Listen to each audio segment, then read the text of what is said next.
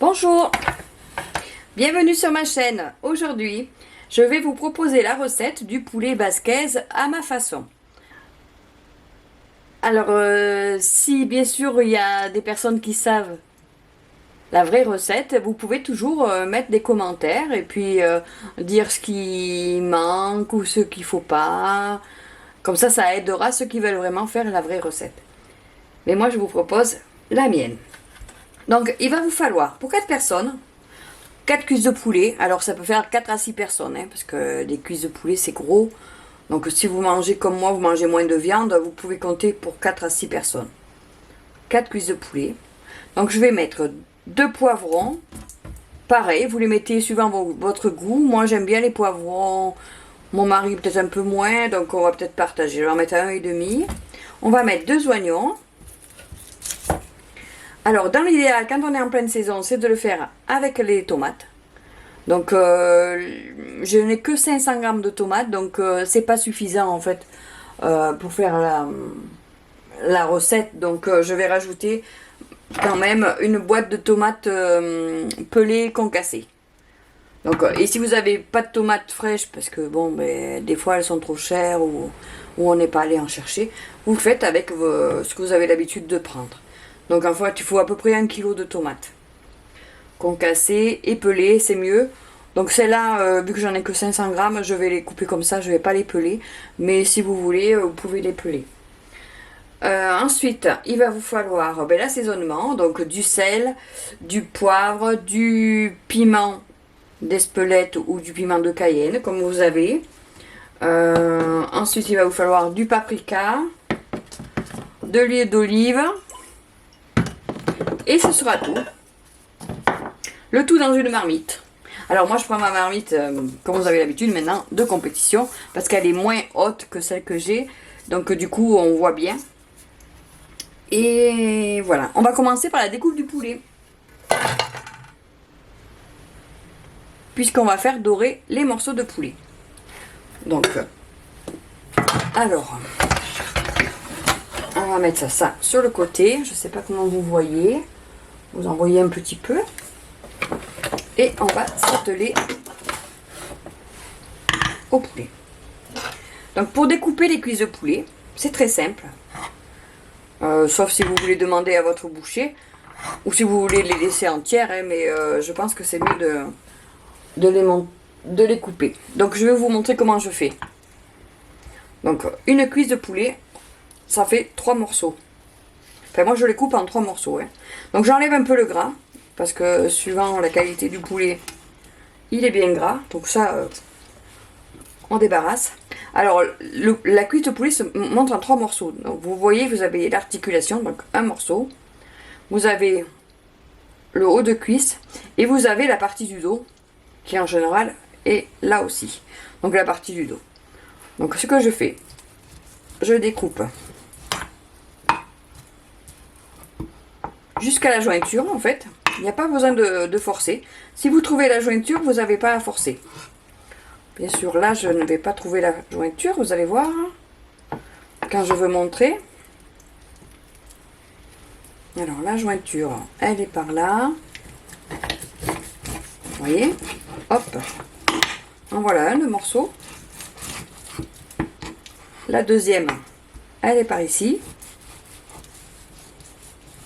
Pareil, à la jointure. Comme ça, vous n'êtes pas obligé de forcer. Non, bien sûr, ça force un peu. Hein. Alors, où c'est qu'elle est la jointure? Là, je vais vous montrer. J'ai fait les 2 autres avant. Nickel. Hop. Allez. Bah, pour celle-là, je regarde si ça tourne parce que je ne pourrais pas recommencer. Donc, on enlève la partie grasse. On regarde la partie du dos, vous voyez la jointure elle est par ici. Donc on va suivre la partie dos, comme ça, jusqu'à la jointure.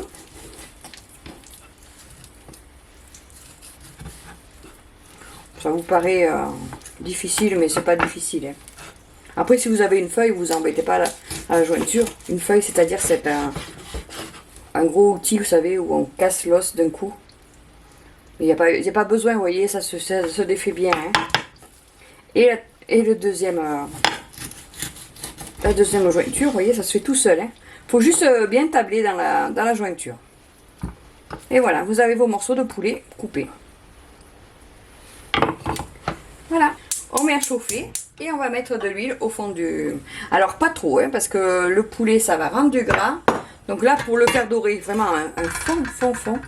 Parce qu'après, je vais éliminer le gras du poulet. Hein, parce que c'est pas utile qu'on mange du gras dans notre alimentation. Déjà, on en a suffisamment.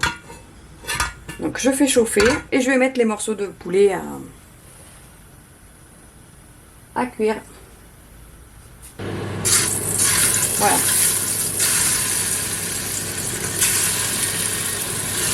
Et on va les faire dorer.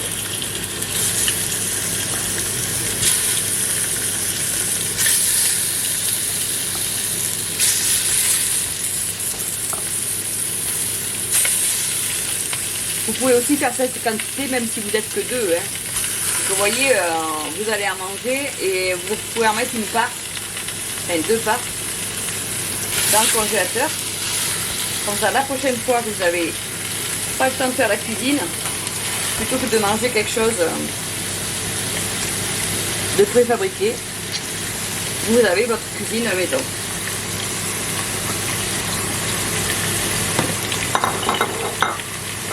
Alors, du temps que ça va dorer, on va préparer les légumes. Alors sur la même planche de la viande. Donc on épluche les oignons.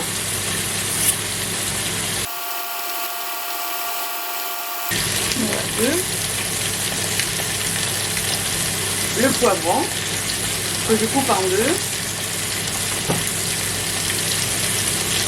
J'enlève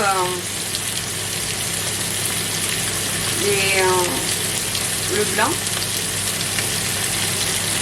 C'est pareil avec l'autre, j'enlève les graines.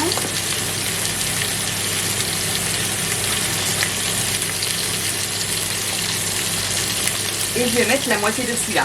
Vous voyez quand même c'est des gros poivrons. Hein. Là je vais m'en servir pour faire une salade.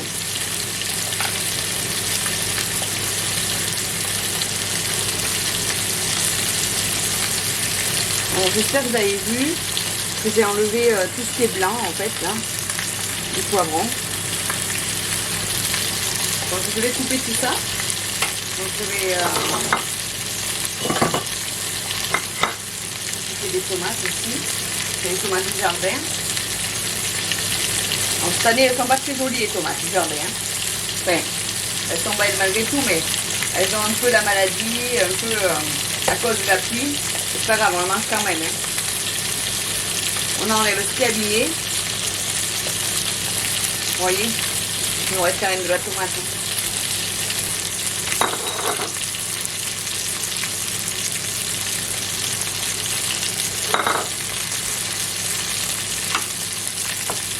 Alors vous émincez comme vous voulez. Alors moi je fais toujours en deux et après.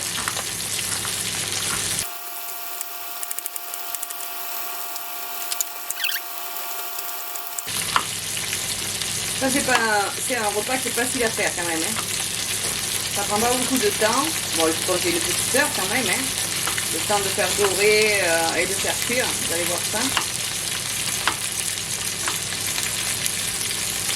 Après vous pouvez le faire dans l'autocuiseur, hein, dans la Scott Minute ou dans votre appareil cuiseur sous pression. Mais moi je trouve que là, comme ça met pas longtemps, il faut compter une demi-heure de cuisson. Je trouve que c'est pas la peine de le mettre sous pression. Pour ça a un meilleur goût en fait. Quand ça mijote tranquillement. Et le poivron, mais vous le coupez comme ça vous fait envie. On aurait pu mettre les poivrons rouges, poivrons jaunes.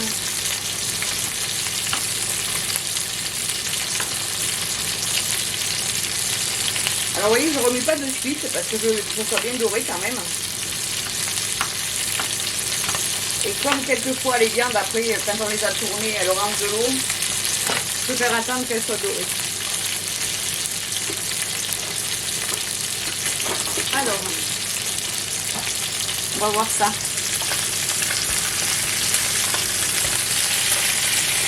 Ouais, ça se dort, ça se dort.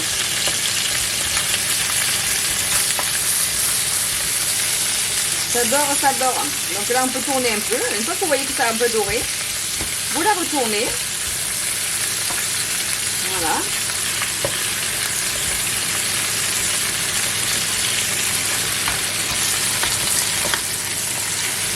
Voilà, voilà.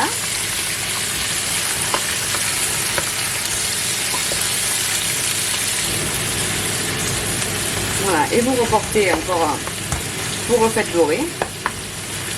Je ne vais pas tourner. Voilà, ça va rendre bien son gras. Alors, une fois on a fait les oignons, les poivrons, on va couper les tomates. Alors les tomates, ou vous les avez pelées ou pas, comme vous voulez. Et pareil, vous faites des dés de tomates. Hein.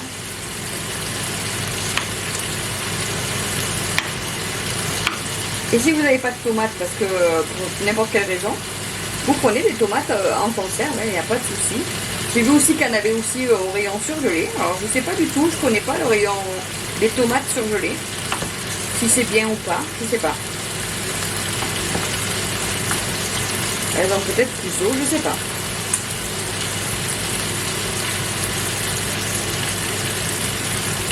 Et pareil, vous faites ça. Vous voyez, pendant que ça dort, on peut faire la suite de la recette. Alors, je ne vais pas regarder à quelle heure j'ai commencé. Ça vous aurait donné une idée. Alors, dans l'idéal, c'est de prendre un couteau avec des dents pour les tomates. Hein. C'est plus facile.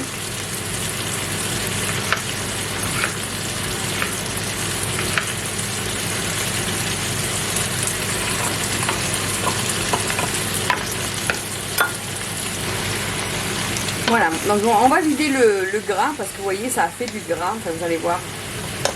On va éliminer le gras, ça permettra de dorer un peu plus vite. Alors je vais mettre la petite coupelle par là. Est-ce que vous allez voir? Oui.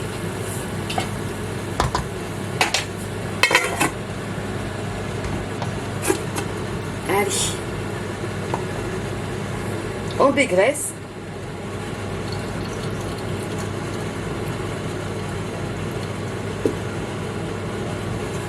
Hop là. Vous voyez ce que ça a fait quand même. Là, ça vaut quand même la peine de l'enlever. Hein. C'est pas du bon gras. Allez, on va poursuivre. On va poursuivre la recette.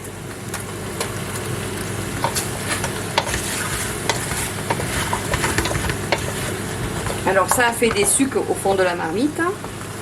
Vous voyez.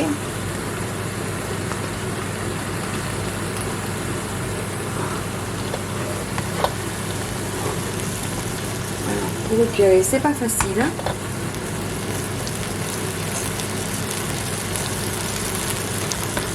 Vous voyez, ça a accroché un peu, c'est bien. Ça va donner du goût à la préparation. Bon, les morceaux sont pas très dorés, mais c'est pas grave du moment qu'on les a fait revenir. Maintenant, on va assaisonner. J'ai pas voulu assaisonner avant parce que comme j'allais vider la graisse, je voulais pas assaisonner avant, pas que ça parte dans le déchet. Donc, on va mettre du sel.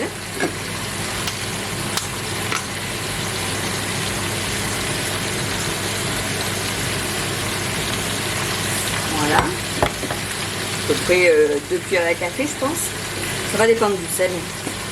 On va mettre du piment.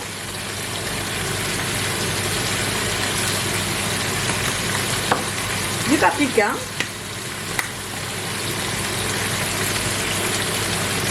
Alors je ne sais pas si dans la vraie recette il y a du paprika, mais moi j'en mets. Je trouve que c'est mieux.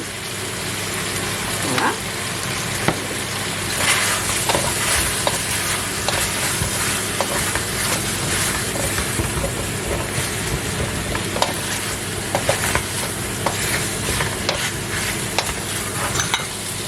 Et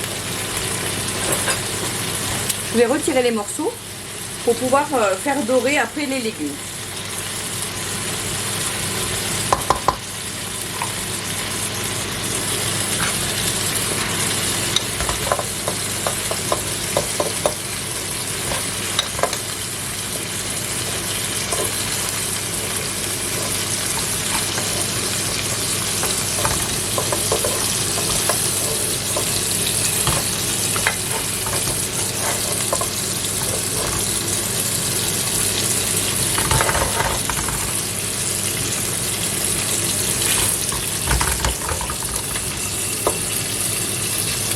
Allez, on les met de côté. La catastrophe. On les met de côté. Voilà. Et là, dans ce qui reste de gras, on va mettre les légumes.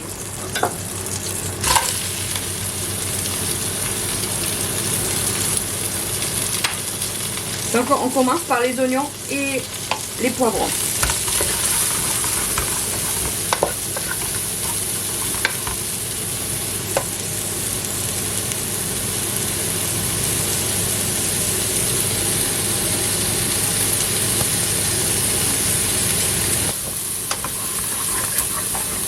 Alors vous inquiétez pas si la marmite se colore, hein. La tomate va tout décoller et elle va diffuser ça dans le plat.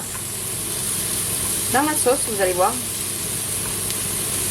Ça va parfumer. Voilà. Alors ça doit être coloré, mais ça ne doit pas devenir noir, hein. Donc si vous voyez que ça devient trop noir, vous baissez le feu. Et vous rajoutez la tomate. Voilà, parce que là, ça va aller à peu près. Une fois qu'on les a fait revenir, qui commence à avoir pris le chaud. Allez, on va changer un peu de couleur. On rajoute la tomate. Donc moi je vais mettre ma tomate en boîte parce que j'en ai une en boîte. Et ma tomate fraîche.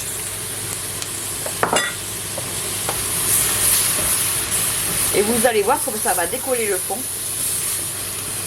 Je vais rincer ma boîte.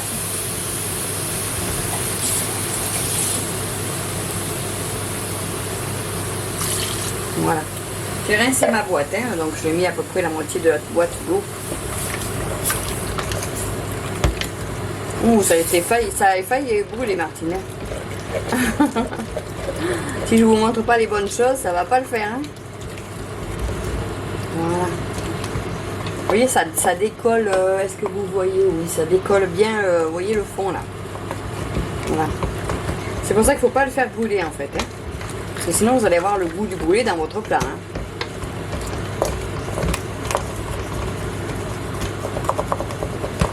Hop. On décolle bien avant de remettre la viande. Vous décollez tout ce qu'il y a au fond, que vous faites propre la marmite. Hop, vous voyez comment elle est propre. Allez, on va faire l'autre côté.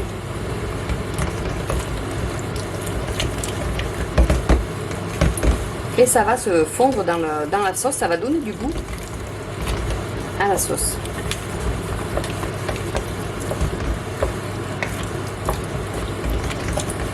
Souvent quand on cuisine dans les appareils cuiseurs, cette étape n'est pas trop faite, donc du coup ça enlève quelque chose, ça enlève un peu du corps à la sauce.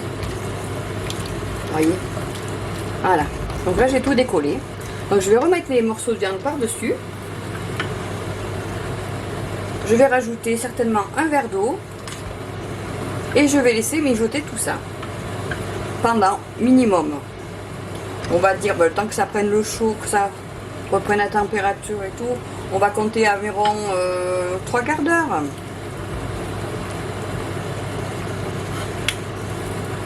Déjà au bout de 35 minutes je vais regarder. Si j'estime que ma viande est cuite et que ma sauce est belle, j'arrêterai. Allez, hop.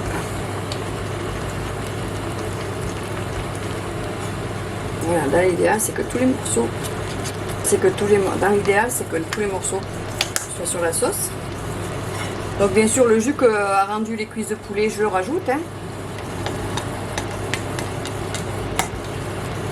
Là, et je vais rajouter un verre d'eau.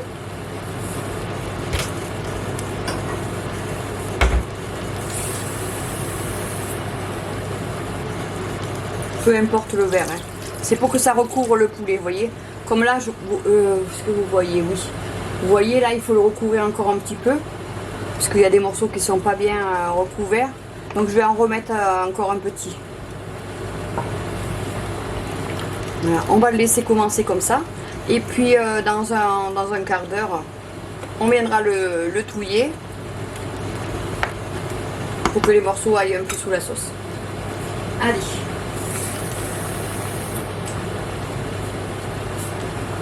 Voilà, juste à couvert, voilà. Et on met le couvercle et on laisse mijoter minimum un quart d'heure à feu. Dès que ça bout, là ça commence un peu à bouillir, vous mettez au ralenti, vous couvrez et vous laissez mijoter un quart d'heure. Voilà, alors un quart d'heure après, voilà ce que ça donne. Vous voyez, ça commence déjà à ressembler à une sauce. Alors le poulet basquez, ça n'a peut-être pas autant de sauce, hein, mais c'est parce que nous on aime bien en fait quand c'est saucé. Donc je vous dis vraiment, si vous voulez la vraie recette, allez voir sur internet les spécialités basques. Comme ça vous allez avoir vraiment des indications pour la vraie recette. Donc là je viens de remuer, ça n'accroche pas. Voilà. Alors ce que je vais faire, je vais le laisser continuer à cuire, puisque là ça fait juste 15 minutes, mais sans mon couvercle. Comme ça, ça va évaporer toute l'eau, continuer de cuire doucement. Et on se retrouve dans... On va le laisser cuire au moins 30 minutes, donc encore dans un quart d'heure, et on verra ce que ça donne.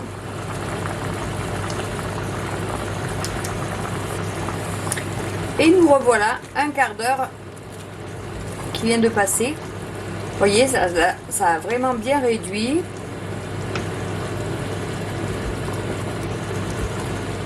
Voilà.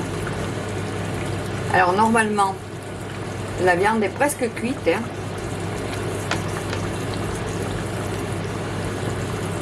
Une demi-heure après, normalement, c'est cuit. Hein. En plus, on les a coupés en petits morceaux, donc ça cuit encore plus vite.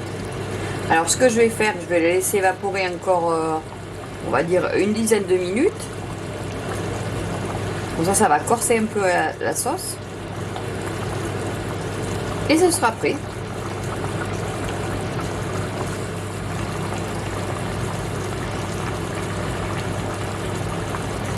Et nous voilà, 10 minutes après, vous voyez, ça a encore réduit.